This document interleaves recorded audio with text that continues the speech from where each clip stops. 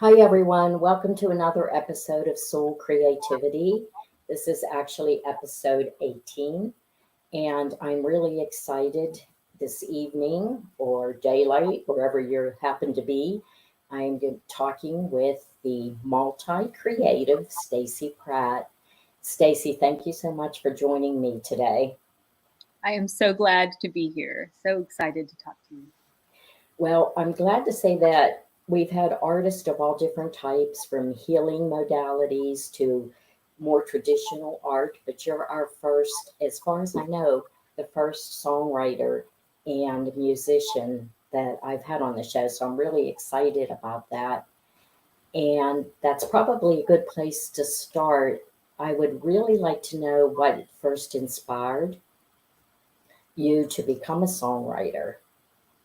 Well, I grew up in rural Oklahoma, and everybody seemed to play music and read poetry and recite poetry. It just seemed very normal to express yourself that way. But what really started me, the first songs that I wrote for myself were when I very first started playing guitar, and I only knew so many chords, and I only could get my hands to do so many things. So there were songs that I really liked, but I couldn't play them because they were hard. So I wrote my songs that were kind of in a similar vein so that I could play them. And Edie Brickell, when I'm from that kind of era, and trying to play Edie Brickell songs is what caused me to start writing my songs. And then I never stopped after that. At what age did you get a guitar? Well, both my parents play, so we always had guitars around, and we were allowed to touch them. They weren't precious, but Mm-hmm. we had to be careful. But we were always allowed to play, and we played the piano when we were little and things like that. But I started playing. My parents tried to get me to play when I was 9 or 10, and that didn't really work. You kind of have to come to it on your own. So when I was 13, I was listening to Kiss, who, again, I'm that age, and I suddenly just was like, I think I could do this, and I could just see myself doing it. And I'm a singer, and I being wanting to sing made me want to play guitar. So I asked my father and mother to teach me, and they did. My mother plays. She taught me more like finger picking, and she listened to Joan Baez and Bob Dylan. She taught me that style. And then my father plays like old country, like Willie Nelson, Johnny Cash, and kind of rockabilly style. Mm-hmm. And also he took me out to bluegrass barns. So when I first started playing, that was what I played, much to my frustration. So my parents were like, you need to learn this first. And if it goes on, we'll get you an electric guitar and you can become a rock and roller. But that's how I started. I was 13, yeah, when I started. Oh, that's pretty cool. My dad played guitar, but and my brother plays. None of the girls. I have one brother and three sisters, and none of us, ever picked up the guitar or learned to play the guitar. Sadly, and I regret that. Um, There is always time. Like your yeah, hands are that's going to hurt, true. but there's always time. And you Now, have to my be dad patient. would listen to country music, and that my dad's whole side of the family played. Everybody played some type of instrument, and a lot of times when that side of the family got together, it would be so much fun because the room would just be packed with people playing and singing. Um, and I really like um, rockabilly and bluegrass. Yeah. My dad, of course, I'm older than you are, so my dad was would play like Johnny Horton Oh yeah, my father and loved Johnny Horton. yeah, people like that. And I still like when I hear that music, it still reminds me of, my dad playing it in those days. When did you start to write lyrics though? When did you start to write your own stuff? So I started playing when I was 13, and it took me well into when I was 14 before my two hands would work together on the guitar. So when I was, I think I wrote my first song when I was 15, and again, it was from. It sounds like I was trying to be Bob Dylan, and aren't we all a little bit? But I wrote it. So my cousin and I, who's a drummer, and actually my cousin who's a drummer, we started playing at the same time. We were born a week apart, and we started playing music together as young people, and we're in a band together now. But we've been playing music all night, and stayed up late. And I woke up way earlier than him and got my guitar and wrote that song. And I was so excited because anytime you create anything, as all artists know, there's nothing and then there's something, and that's a miracle every single time it happens. And so the first song I wrote, I was alone. It was morning. Nobody else was up yet. I had to wait for someone to wake up to play it for somebody, and it's the first time that I decided what order the chords went in, because everything I'd played before that had been, chords that someone else had written for their song. And it's a melody that hadn't existed until I wrote it. And it was just a miraculous experience. That's a really nice way to explain it. So really you were like playing, writing, and composing, as a young teen. Yeah.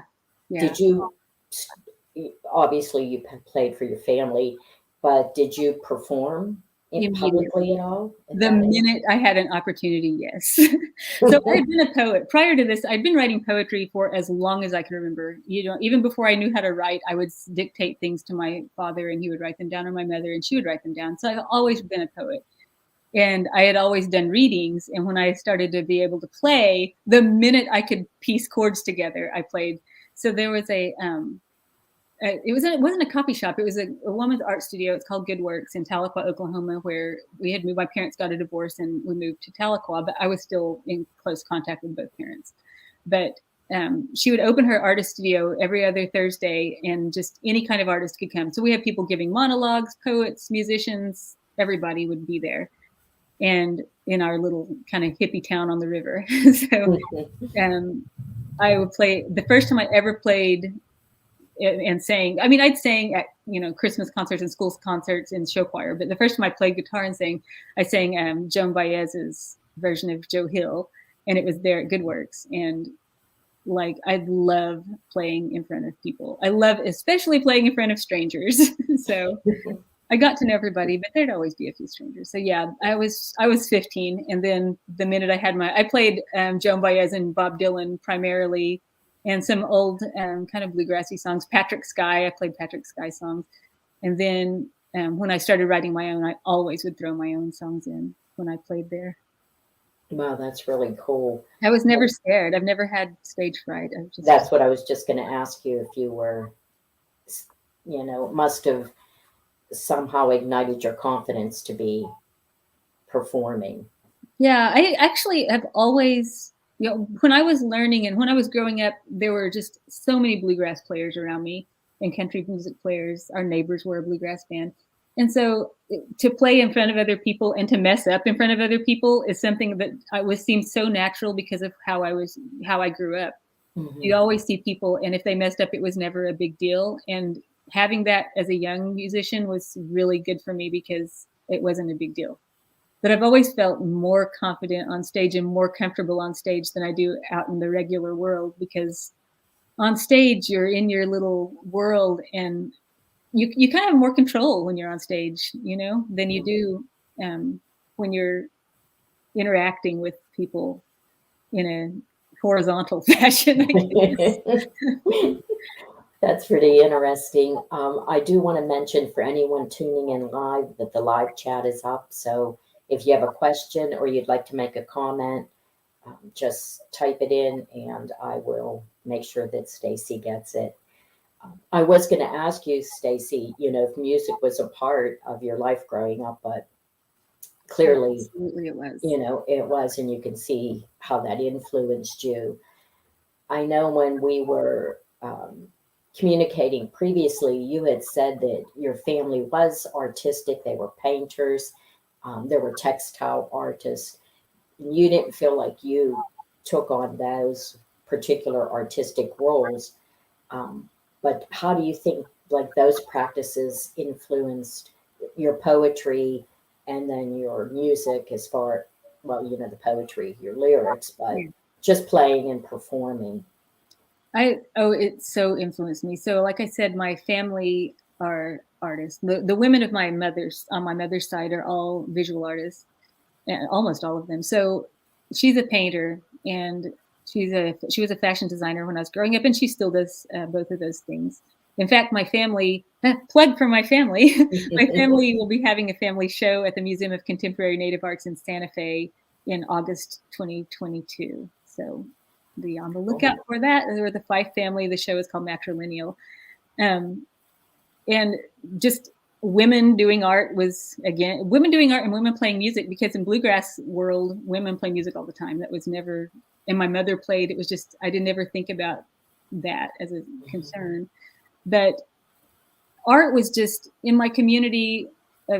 So I'm Creek. I'm Muskogee Creek is my tribe, but I grew up among a lot of Cherokee people, and in that community, and just in my family particularly, art has always been something that you just do. It's not something that only special people do. There are artists who do it for a living, and like my mother was a fine artist, so I went to a lot of art openings and kind of lived in that world with her, and with my aunts. But even in our community, everybody beaded or crocheted or knitted or painted, or everybody played music. Everybody did something.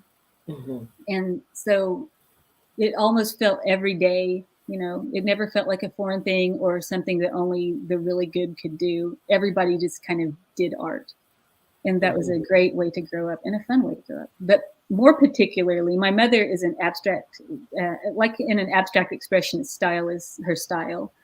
And so growing up with that aesthetic around me as a poet, I think really influenced the freedom with which I felt I could use words. Because when you look at abstract expressionism painting, that style and her style, especially, I remember just watching her paint, and it would just look like paint. It would just look like paint was everywhere, and you would see nothing. You wouldn't see the vision at first. She saw it, or maybe she didn't. Sometimes she just goes, and it just kind of happens. But you would see her vision suddenly, like there'd be like one stroke of the paintbrush, and suddenly you'd see where she was going or what she meant. And it wouldn't necessarily be any figurative drawing, but you would get it. And I feel like just her process and watching her layer things on and watching her come back and forth to a painting throughout its life, was something that when I write poetry and when I write song, especially writing song lyrics, because I feel like I'm not writing song lyrics. There are songs out there, and if I get in the right mental space, I can find them. And that's kind of how she paints as well.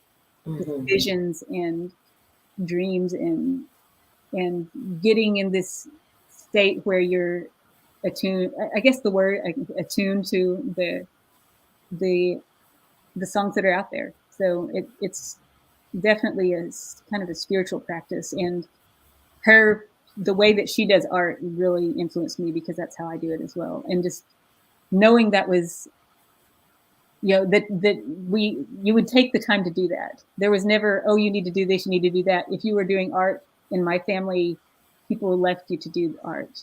They valued that time. And I have since learned that is definitely not true for everybody. Not everybody had that growing up. And it's still true today. My sister just came over the other night with her giant, she's a textile artist also and a painter, but she makes huge soft sculptures. She's working on some huge pieces. And I have a big table and she doesn't. So she comes over here and she laid out her huge soft sculpture, and I started working on my article I'm doing an art review, and my niece is here and she was beading, and it's the way that we live. And I'm very, very privileged. And I know that.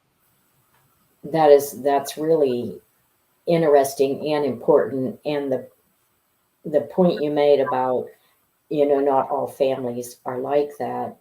And not only that, but even in schools, with so many art programs having been cut out of the curriculum, a lot of children aren't even getting that experience. So it makes it even more important to have it in the home. And I think that's really, really cool that you had that, growing up, and how it was just such a natural part. I also liked what you said about how, you kind of think the song is out there, and writers can say that too, the poem or the story is out there. And when you get into a certain state, it's like you're a channel. Yeah. And maybe if you don't pick it up, it just kind of moves on to the next, writer or artist who's ready.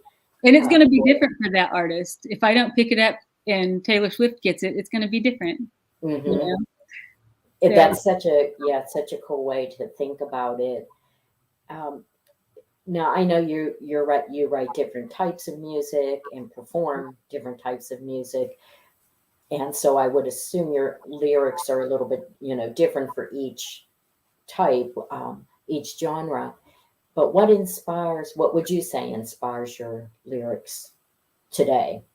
It definitely is true that they are quite different. So, and it's not deliberate. It's just that every person has a lot of facets, and fortunately for me, I have room to express all of them in different music. And that's not always been true. The band I have right now is called Reliquario, and that's my primary band. And we are a doom metal band, and I sing in English and also Italian. So I lived in Italy for about probably 4 or 5 years, and so learned to speak Italian there. And every once in a while, I'll still dream things, and I've dreamed some songs that were either partially or fully in my dream about that are in Italian. And I jump up and write them for this band. This band has been really unusual. Like every experience musically with the different bands is different. Some things have happened with this band that have never happened before, but um, in this particular band, I'm very fascinated with Catholicism in its creepiness, for lack of a better term. I shouldn't say it's creepiness, but it is creepy in that there's such a mystical tradition there that Mhm. and a bodily tradition that isn't in every faith. And Catholicism's just grown huge and taken over the world. And so, and of course, then I lived in Italy where it's everywhere. And Right. so that just continued that. And I got to have some of those experiences near Catholic saint relics and the bones and the whole heads and the whole bodies. And Yeah. that was such a powerful experience. And in Reliquario, I get to channel a lot of that and talk about what it means. Um, and kind of, I say we're kind of heretical band because what I'm doing a lot is reclaiming some of the, particularly the female saint stories, Mhm. because I think of we talked about earlier before we went live, we were talking about how Jim Morrison became this myth, and that Mhm. very much happens to saints and female saints, and this idea of purity and things that can get put upon them in lives that were really circumscribed. And I'm trying to free those women by writing writing their other, what might be their voice or another way of looking at their lives. So that's what we do in Reliquario. And I've never experienced this before, but so we have, my nephew is my drummer, Mhm. and his best friend is our rhythm guitar player. And he's the riff master deluxe. He writes such good riffs. But it's really weird. I've never had this with anybody else. He'll come in, and so because I'm a guitar player, I normally write the melody and kind of write the guitar part all at once. And that was always my method my whole life from the time I was 14. Now I get in this band, and we started at the beginning of 2019, January 2019.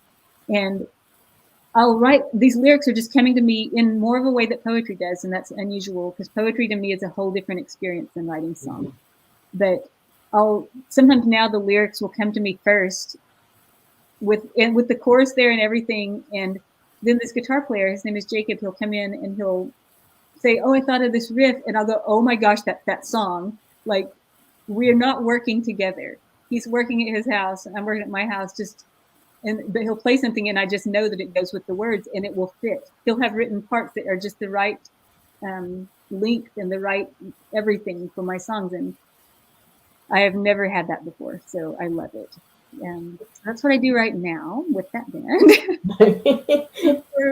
For my own songs, I write the guitar parts, and sometimes I just play until the words come. And sometimes I go in knowing I want to write a song about a particular feeling, or a particular person or a particular circumstance, and I'll just try to say and feel and sing the tune of what that circumstance or person brings to me. I don't know how else to describe that. Mhm. But it's complicated because I have a guitar and I have to do pencil, and I don't record. I don't know why I should record it. I don't know why I didn't do that, but I'll play and write and play and hurry up and write, and it's an awkward way to do things, but that's how I do it when it's me. My personal songs, a lot of what I'm writing are things that I feel like I can't directly say, and I'm a person who very much avoids confrontation, and kind of fears that and isn't always comfortable with interpersonal exchanges. But I can, so sometimes when there's something I feel like I don't know how to say in regular life, then I will just find the song that will say that. Mm-hmm. That's interesting because I imagine it's the same with poetry. Yeah. A lot of times it's easier to express ourselves through writing than it is, face to face. By far. And you have so much control because it's formal, like it's a thing. It's here it is. Whereas when you're just talking, that can go on forever and you're not always sure it's over. Mm-hmm. I don't know that I read people. I do, now that I taught college for a long time, I will say this has improved mightily because my students really taught me how to communicate in a way I felt like I wasn't able to before I had them. But I'm just not a natural communicator. So I feel like you don't know when a conversation ends, but you know when a song ends. So you have a lot of control. Same with poetry. Yeah. Poetry to me, though, I feel like I'm in a different zone for poetry. They're not the same to me at all. Mm-hmm. Poetry almost feels more like I write poetry when there's too much of there's an emotion or a spiritual experience that is so much that you can't contain it, and that's to me what becomes poetry. And songs, I feel like, are a different zone. That's very interesting. You had mentioned the band you have now does doom metal, and then I know that we were talking about how you've done Red Dirt music, which is an alternative folk. Yeah. Can you tell me what doom metal means? Because that was a new term to me, and then also Red Dirt music. Okay, so doom metal, so metal, heavy metal, we kind of all know what that is. After it had been around for a while, as music often does, it split into 5 billion little genres. Mm-hmm. But doom is considered, there's going to be someone watching this who's going to go, that's not what doom is, because that's how metalheads are. We're all like that. But basically, doom is going to be it's a slower kind of metal. It tends to have darker chord sounds. It's a kind of a darker atmosphere, very plodding, a lot of bass drum, and maybe more bass than some other types of metal. Tends to be about kind of creepy stuff. Not always death, but often death. We have a lot of songs about demons because of what we write about. It's not always demons, but it's just going to be. The songs are very long. Like our songs tend to be about 6 minutes long in doom metal. So doom metal fans are very patient with their music. It's very meditative in its way. Mm-hmm. And you just have a lot of room to spread out in doom. And doom this isn't always true, but some people find it pretty repetitious. Depending on the band, that can be true. It's not as maybe guitar solo intensive as some other genres of metal. It does have good guitar solos, but it's not going to be sticking out in the way that it does in, say, power metal. So yeah, so that's doom metal.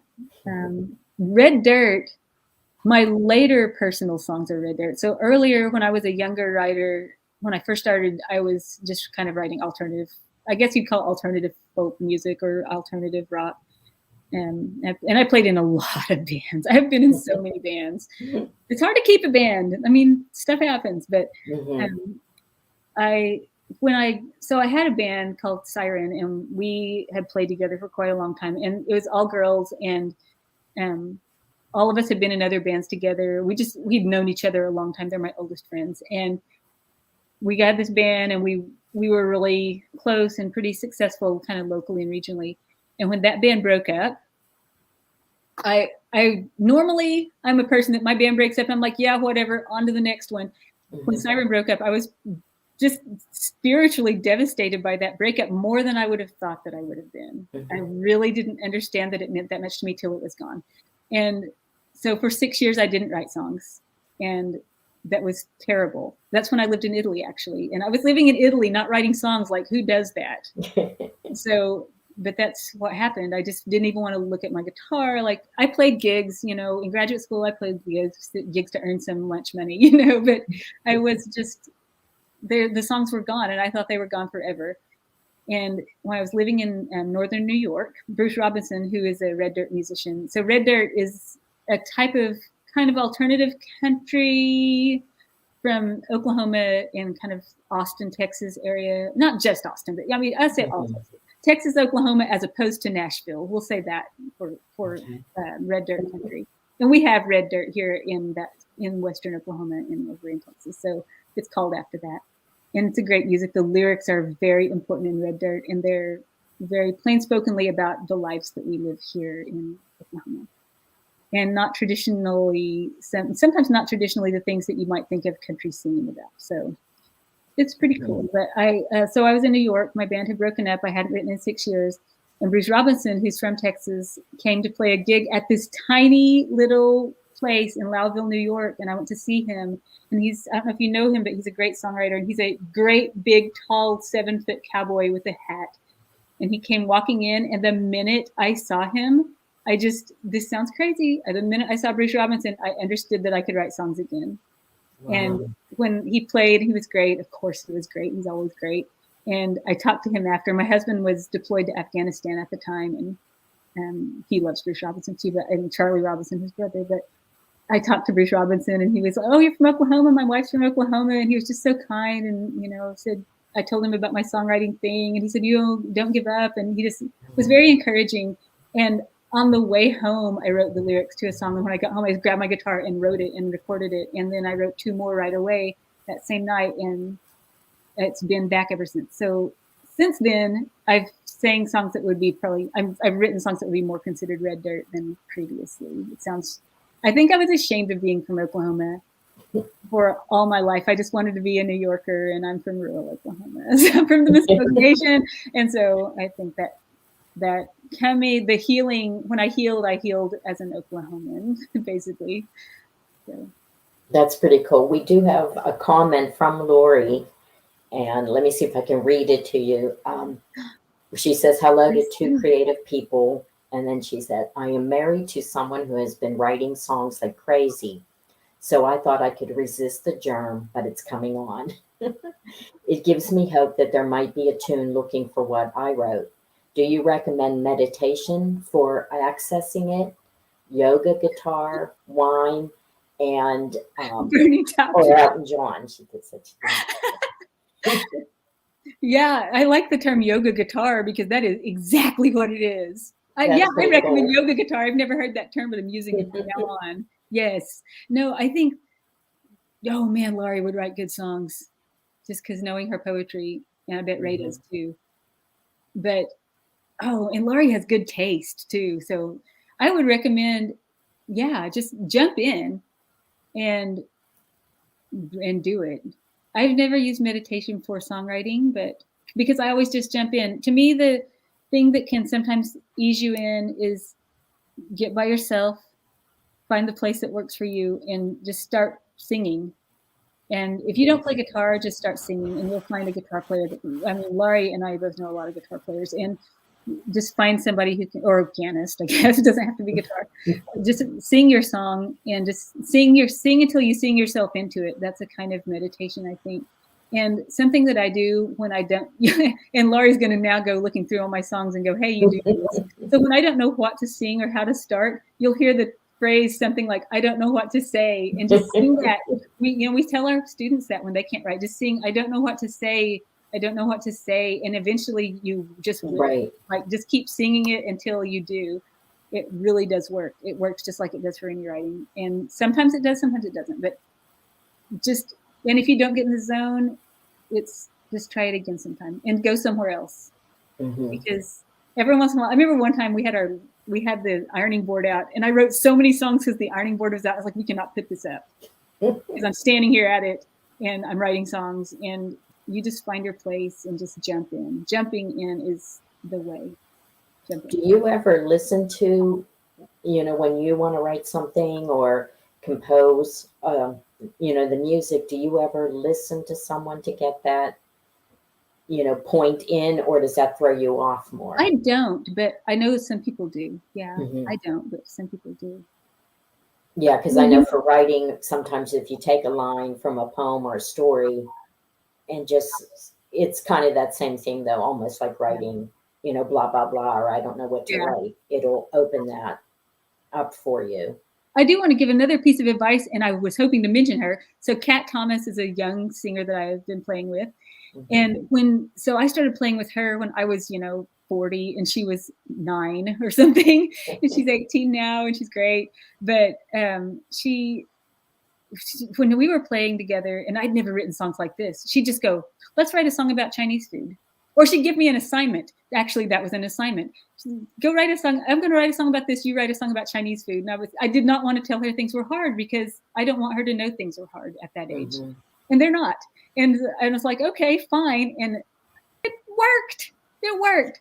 And or she'd say, let's just write a song together. And she just worked with some young people. I don't know. But she's magical. She's really different. She just put an EP out on Bandcamp. So Kat Thomas, she's great. Look her up. But it's called But yeah, sometimes just giving yourself an assignment and go, I'm going to write about this. And then just start the I don't know what to say singing. And I think that's what worked when Kate told me to write about Chinese food, and I didn't want to disappoint her. So try it. I was going to ask you about that because you have been working with her since she was so young. Yeah. And singing backup vocals. And that's a long time, to be in a relationship and musical relationship with someone. And so apparently there's something working between the two of you. I was wondering if you felt like a mentor in some ways to her. I think so. Sometimes. So one thing the way that I really appreciate about my father and the way that he taught me as a musician is that, he treated me like his daughter, but when we were being musicians together, he treated me like a musician and not like a child. And so for her, I didn't quite think of it as a mentorship. I just tried to think of it as another musician that was a different age and treat her like that. And because that's how I was treated and I appreciated it. Yeah, that's nice. That's nice. So it's mentorship in that way, but I just never wanted it to be mentorship from here down. I wanted it to be just like my father gave me, which is mentorship across from musician to musician, not from older musician to younger musician. Aside from giving her some advice, but when she asks for it, but if she doesn't, I just play with her, be her musician. And now I'm her background guitar player, and it's great. I get to be a guitar player again with her. She's a great guitar player too, but yeah, it's play. That's the other thing I would say as a songwriter, play with lots of people, because every time you play with someone else, you learn something new about yourself as a musician and about music. It's scary sometimes to play with people who are really, really good, but do it. That sounds like good advice. We are at the half hour going past it, but there was one thing I wanted to bring up before we end. And I had mentioned, you're multi-creative. You have, the different writing genres and just the other type of art you do as part of a family, I think is important. But turning to your writing outside of lyrics, I know that you write some articles and you write primarily about Native American artists. And I just think it would be cool if you could tell us maybe what's going on in that scene and some artists we might want to be aware of. So much. There is so much going on. So most people know about Reservation Dogs right now, and that just got nominated for a Golden Globe, I believe. Golden Globe, Emmy, one, maybe both. But Reservation Dogs is very successful, and it's about my area of Oklahoma. Quanta Chasing Horse, of course, was on the cover of Elle, so we're getting out in the fashion world also. And Vogue has been having a lot of Native American designers featured kind of recently. So in those are kind of the way out in the mainstream. But there are so many Native writers, artists, designers that are out there. I feel overwhelmed by, even though I knew you were going to ask me this question, and I tried to think of names, and I'm just overwhelmed by how many there are. And some of the ones that are kind of my favorites are, so Roy Boney is a Cherokee artist who does daily sketches. And if you want one, you have to be sitting on the internet because it is hard to get one. Like you have to click yes. And I have a whole wall of them. So he's also a language activist and language, preservationist. Sarah Whalen Lunn is from Alaska. She's actually a traditional tattoo artist. So if you see the tribes from up there that have the tattoos on their face like this, that she does that kind of tattooing. But she also does prints, and they're beautiful. And a lot of things about the female form and just the way that she portrays the landscape of Alaska in her part of the world, and the animals and the plants of Alaska are just, to me, very powerful. Raven Chacon is an experimental composer. He writes things that are out of the world. I mean it. he composed for some foghorns on ships, and I really want to see that in real life. He uses sound as the medium for his art. It's not just, I always say anything's just music, but it's not musical in the way you expect. It's Right. sound painting. He's one of my favorites. There are just so many. So I write for First American Art Magazine. The best way to find out is to look at First American Art Magazine, because we are written primarily by Native people and focused entirely on the Native arts of the Americas. So all the way from Canada down to South America. Okay. Yeah. Well, that's a good tip. Yeah. All right. Well, Stacy, we are past the hour. We could talk for a long time about this stuff. So maybe we can have you back in 2022 to continue the conversation, because I'm sure anyone that's listening in now, or happens upon it later, will actually be very inspired by what you had to say and informed by everything that you know. So that's what's nice about doing it in this format is, it's there once we talk, people can go back and listen to it. So I want to thank you so much for talking with me today. I want to thank everyone who's listened in, either now or later. Remind everyone to like and subscribe and share what's going on the channel. And 2022, I'll be off now till January 2022. And just so keep an eye out for the lineup coming up. We're going to have some more great guests. So thank you so much, Stacy. And we look forward to talking to you again. Thank you. Bye, everyone.